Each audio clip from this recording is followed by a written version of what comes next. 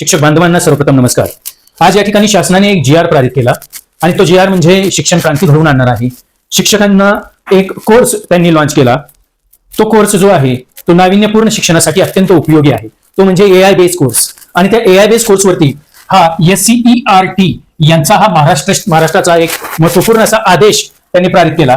त्या आदेशामध्ये म्हणजे काय दिलं तर तो आदेश काय सांगतो की या ठिकाणी सगळ्यात महत्त्वाची गोष्ट अशी आहे की महाराष्ट्राचा हा महत्त्वपूर्ण असा आदेश त्याला मांडला गेलेला आहे आणि SCERTने या संदर्भात महत्त्वपूर्ण निर्णय दिला।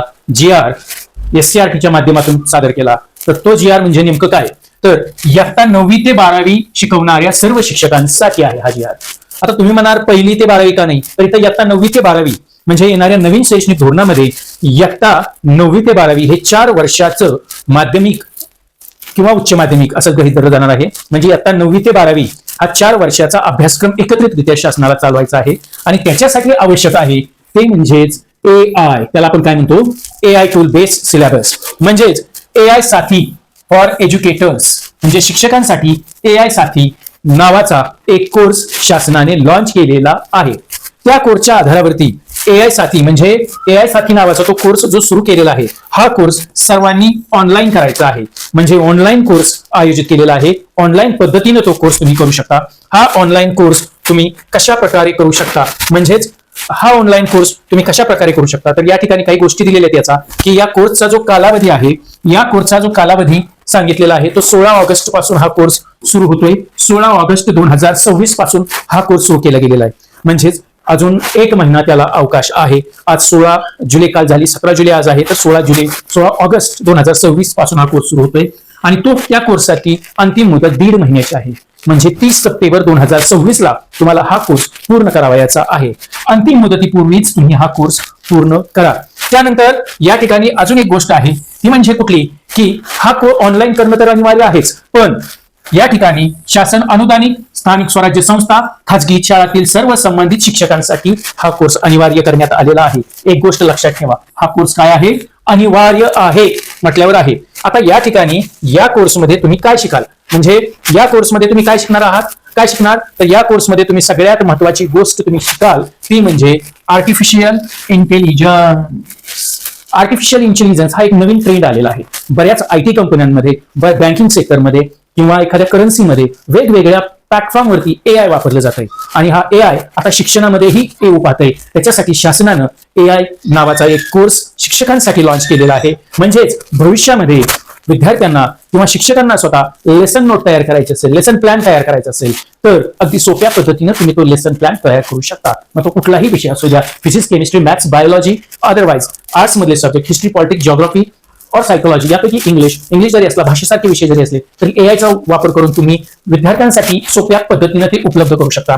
त्यानंतर आहे मशीन लर्निंग। आता याच्यामध्ये काय शिकायचंय तुम्हाला, एक आर्टिफिशियल इंटेलिजन्स हे तर शिकायचं आहेच, पण मशीन लर्निंग सुद्धा आहे। मशीन लर्निंग मीन्स व्हॉट म्हणजे ऍक्च्युली ते AI बेस्ड टूल काम कसं करतं। मशीन लर्निंग म्हणजे एक मोठी मशीन ठेवली आणि ते शिकायचे असं नाहीये, तर मशीन लर्निंग म्हणजे सॉफ्टवेअर जे बनवलेले आहेत त्याचा वापर कसा करायचा आहे। त्यानंतर शिक्षणामध्ये AIचा वापर कसा करायचा, शिक्षणामध्ये AI टूल वापरून कशा पद्धतीने विद्यार्थ्यांना सहजपणे नोट्स उपलब्ध करून द्यायचे आहे हे सांगायचं आहे। म्हणजे अलीकडे मोबाईल क्रांतीमुळे जवळजवळ सगळ्या विद्यार्थ्यांजवळ मोबाईल आहे आणि मोबाईल असल्यामुळे शिक्षणामध्ये AIचा वापर कसा करायचा हे सुद्धा त्यातून शिकायचं आहे। लेसन प्लॅन, प्रश्नपत्रिका, नोट्स, PPT तयार करण्यासाठी AIचा वापर होणार आहे। बघा सगळ्यात महत्त्वाची गोष्ट लेसन प्लॅन तयार करणं हा एक कंटाळवाणा वाटणारा विषय आहे, पण जर तुम्ही हा AIचा कोर्स केला तर तुम्हाला ते लेसन प्लॅन काढणं अगदी सोपं जाणार। तुम्हाला प्रश्नपत्रिका डिझाईन करायची तुमच्या प्रत्येक टॉपिकची, प्रत्येक युनिटची आणि सामायिक किंवा युनिट टेस्ट असते किंवा वार्षिक परीक्षा तुम्ही घेताय तर तुम्हाला प्रश्नपत्रिका बनवून AIच्या माध्यमातून मिळू शकते। नोट्स तयार केल्या जाऊ शकतात। उदाहरणार्थ तुम्ही भूगोल शिकता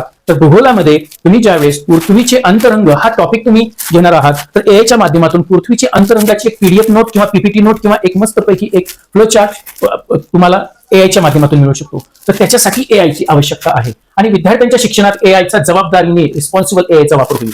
म्हणजे विद्यार्थ्यांनाही माहित होईल की AI म्हणजे नेमकं काय आहे आणि AIच्या माध्यमातून तुम्ही विद्यार्थी कशा पद्धतीनं अभ्यास करू शकतात हे त्यांना AIच्या माध्यमातून सवय लावू शकता। मोबाईल तर आहेच आणि मोबाईलच्या माध्यमातून AIच्या माध्यमातून तुम्ही ते करू शकता।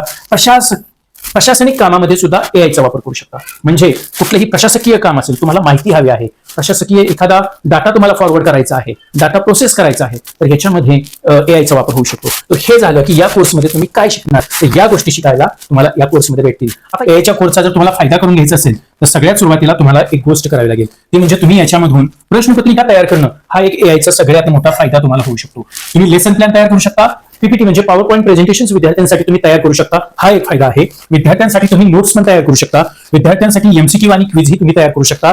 विद्यार्थ्यांच्या उत्तरपत्रिकांचे विश्लेषण तुम्ही सहजपणे करू शकता आणि वेळ वाचवून अधिक प्रभावीपणे अध्यापन करू शकता. म्हणजे दिवसभर ज्यावेळेस तुम्ही तास घेऊन कंटाळलेला असता त्यावेळेस तुम्हाला राहिलेल्या वेळामध्ये वेळ वाचवून तुम्ही तुमच्या नोट्स तयार करू शकता आणि विद्यार्थ्यांसाठी आवश्यक गोष्टी किंवा नोट्स त्यांना देऊ शकता.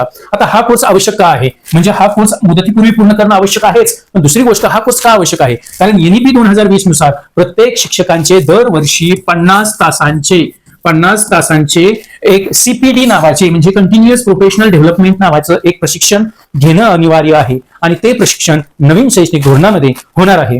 या कोर्सला 5 तासांचे सीपीडी वेटेज ही देण्यात आलेलं आहे. या संदर्भातली ही माहिती आहे. त्याचबरोबर ज्यावेळेस तुम्ही हा कोर्स कसा करायचा याविषयी आहे की हे तर सगळं झालं, पण आता हा कोर्स शासनाने दिलेला आहे आणि शासनाने दिल्यानंतर हा कोर्स तुम्हाला शासनाने दिलेला आहे, तर हा कोर्स करायचा कसा, हा एक प्रश्न आपल्या सगळ्यांसमोर पडलेला आहे.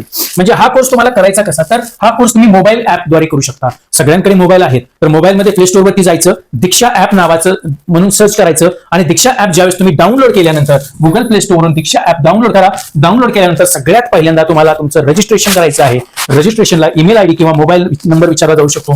प्रोफाईल त्या ठिकाणी पूर्णपणे भरायची, म्हणजे तुमचं नाव काय, तुमचा मोबाईल नंबर, तुमचं पूर्णपणे सर्व्हिसची माहिती त्या ठिकाणी भरायची आहे आणि दीक्षा कोर्स ऍप किंवा लिंकद्वारे एआय साथी फॉर एज्युकेटर शोधायचं आहे. म्हणजे दीक्षा ऍपवरती गेल्यानंतर तुम्हाला एआय साथी फॉर एज्युकेटर हे तिथं सर्च बार मध्ये टाकायचं.